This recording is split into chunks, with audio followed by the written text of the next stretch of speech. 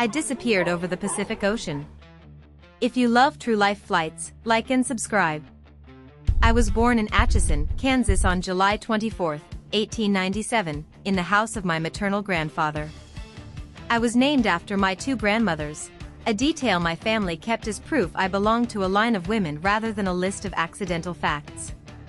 My father was Samuel Edwin Stanton Earhart and my mother was Amelia Amy Otis Earhart. Their decisions and disagreements shaped the small orbit of my early life. My maternal grandfather was Alfred Gideon Otis, a former judge and the president of the Atchison Savings Bank, who did not always approve of my parents' choices. I was the second child after a stillbirth in August 1896, and that empty space in the family history felt like a quiet instruction to live loudly.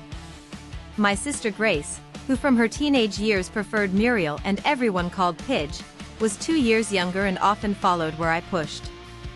Our upbringing was unconventional because my mother did not believe in raising nice little girls, and that permission to be loud and messy became one of the strongest gifts I would ever receive. I was nicknamed Mile and sometimes Millie, names that stuck to me like the scuffs on my shoes. We spent childhood afternoons like small expeditions. I climbed trees and hunted rats with a rifle, and Pidge and I collected worms, moths and a tree toad for a small, growing museum that smelled like dirt in summer. I constructed a homemade ramp with my uncle, an imitation roller coaster secured to the family tool shed, and the day I rode it I emerged from the broken wooden box with a bruised lip and a torn dress and felt something that would thread through the rest of my life. It's just like flying, I told my sister. I was 10 when we moved because my father took a job as a claims officer for the Rock Island Railroad and the family went to Des Moines. That move planted a different map of possibilities beneath my feet. I saw my first aircraft in 1908 at the Iowa State Fair in Des Moines and, oddly, the aircraft did not mesmerize me then.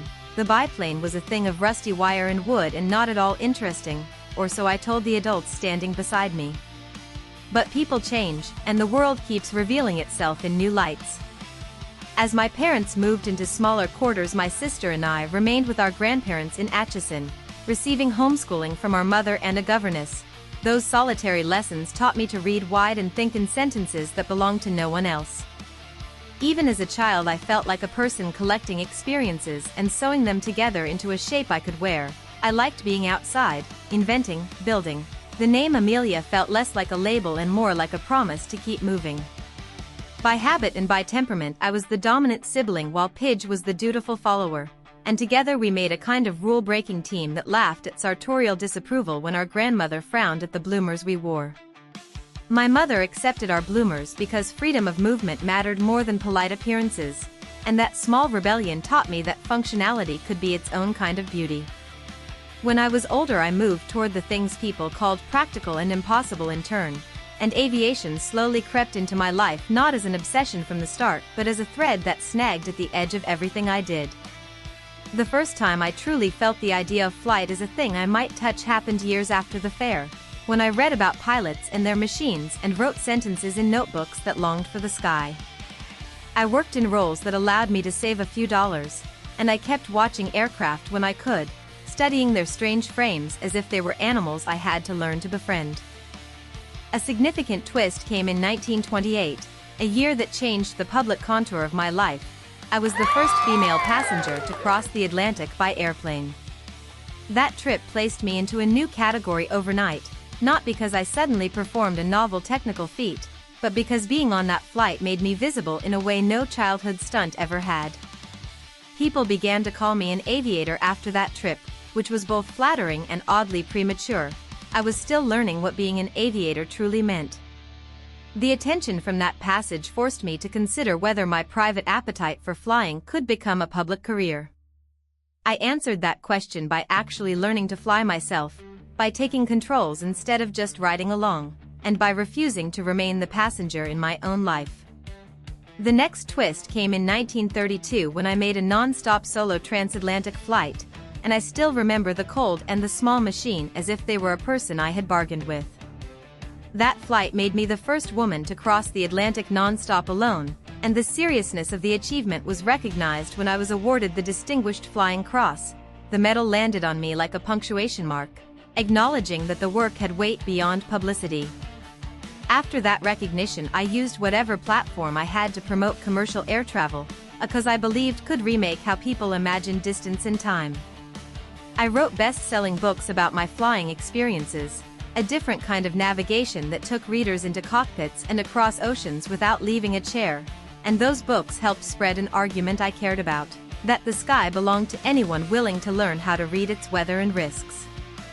I helped found the 99s, an organization formed by women pilots to support each other, and that collective became a place where my lone flights could become shared scaffolding for other women who wanted to fly. The act of founding that group was not merely social, it was practical resistance to the idea that flying was a man's domain. I kept asking radical questions of myself. Could the world be circled by a woman pilot? Could an aviator make a round-the-world journey as both spectacle and demonstration of human possibility? Those questions eventually led to a plan that combined ambition, marketing, and sheer stubbornness. On July 2, 1937, I disappeared while attempting to circumnavigate the globe.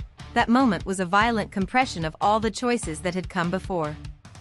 I had intended to become the first female pilot to circumnavigate the world, and the attempt felt like the only honest way to answer the questions that had driven me since the ramp and the tree climbs and the long notebooks. People have since asked if I was reckless or brave, and I took both risks and precautions in the same breath because a life that wants to test limits cannot afford complacency. The disappearance over the Pacific Ocean occurred during that circumnavigation attempt when weather and navigation became antagonists, and the plane and sky became a single, indecipherable challenge. I had always flirted with danger in ways that felt controlled. That day the ocean introduced a scale of unknown I had not met before. When hope dimmed, my family and the world tried to hold on to what they had seen me become, officials eventually declared me dead. I was declared dead January 5, 1939, a final administrative closing that could never quite store the larger, messier fact that I had existed. Yet my disappearance did not close the book on meaning, it reopened it, and people kept telling the story in films, documentaries, and books that returned to my life again and again. Since my disappearance, I have become a global cultural figure, the kind of person whose image can be rethreaded into different narratives depending on the needs of the moment. There were private days in between the public ones that shaped me, odd clerical jobs, stretches of solitude, the small economies of saving coin for fuel and lessons, and the quiet discipline of studying maps and instruments while others watched and applauded. My life was an accumulation of those private practices until the moment they were visible as performance. My fame never stopped the core habits that made me competent. I still read weather, still tended my machines, and still wrote to explain what the machines and the sky had taught me. My identity always kept two currents: the earnest self who loved the mechanics of flight, and a public persona shaped by editors, photographers, and the press. I understood how headlines worked, and I sometimes used publicity as a tool to further commercial aviation and women's involvement in it. The public wanted a heroine, I wanted better airports and safer machines. Those aims were not incompatible, though they were spun differently by different audiences. People sometimes say I was a tomboy as a child and mean it as an explanation for the rest, but my tomboyhood was less a cause and more an early rehearsal in daring and resourcefulness. After all, I hunted and climbed and treated my world like something to be mapped and mastered. That mapping sensibility later became literal in navigation charts and long flights, and the urge to master distance turned into a professional ethic. The housekeeping facts of my life mattered too. My family moved, my mother educated us at home, my grandfather's house hosted my birth, and my father's work with the railroad relocated us and altered the geography of my childhood. Those logistical strokes matter because they changed what I could see and where I could go. Being born in Atchison, Kansas placed me in a Midwestern frame that taught restraint and resourcefulness in equal measure. There were also smaller reversals that felt like private little plot twists. I once dismissed a biplane as a thing of rusty wire and wood and later made a career wrapped in machines those same skeptics had thought primitive. That change proves how early impressions can be upended by time and desire. The ramp I built with my uncle felt like failure the moment the box broke, yet that bruised lip and exhilaration became, in retrospect, a prediction of how I would feel climbing into a cockpit decades later. I held contradictions in a single hand, a woman who loved being unfeminine in action and also appreciated the soft rituals of writing and public appearances when they advanced a cause. I used books not just to make money but to teach, to promote commercial air travel, and to give the public a language for what flight felt like from the inside. Writing allowed me to translate cockpit solitude into public argument. Awards and firsts are easy to list but harder to inhabit. When I was awarded the Distinguished Flying Cross, a new door opened to responsibility. The medal asked me to be both exemplar and teacher, to turn personal accomplishment into an argument for broader access. Founding the 99s was a direct answer to that ask. If one woman could fly these distances, why not many women trained and supported to do the same? As the world grew smaller with faster planes and better navigation, the temptation to push a new boundary became irresistible. The idea of circumnavigation arose from that hunger for one last, public demonstration of possibility. The attempt in 1937 required careful planning and a crew and machines prepared to run a marathon of risk. And yet even the best plans confront weather and human error. The disappearance remains the starkest pivot point, the moment a life turned into a question that countless others would try to answer with speculation and investigation.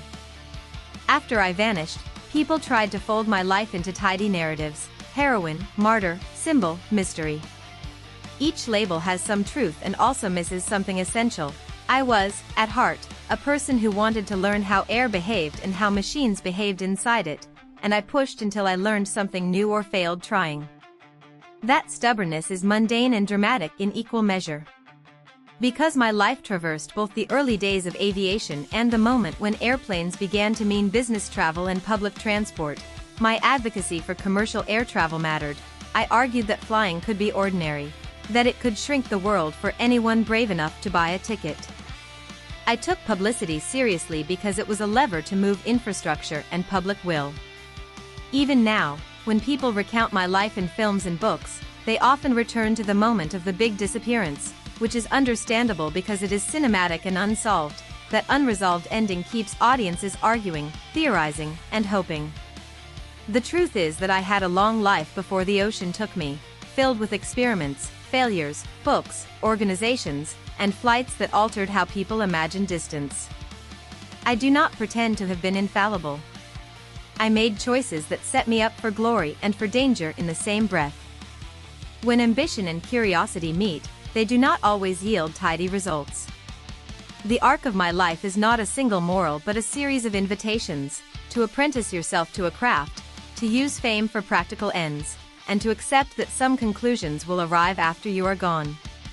My final administrative fact is blunt but necessary. I was declared dead January 5, 1939. That declaration closed a legal chapter while leaving the story open in the imagination of a public that never stopped looking.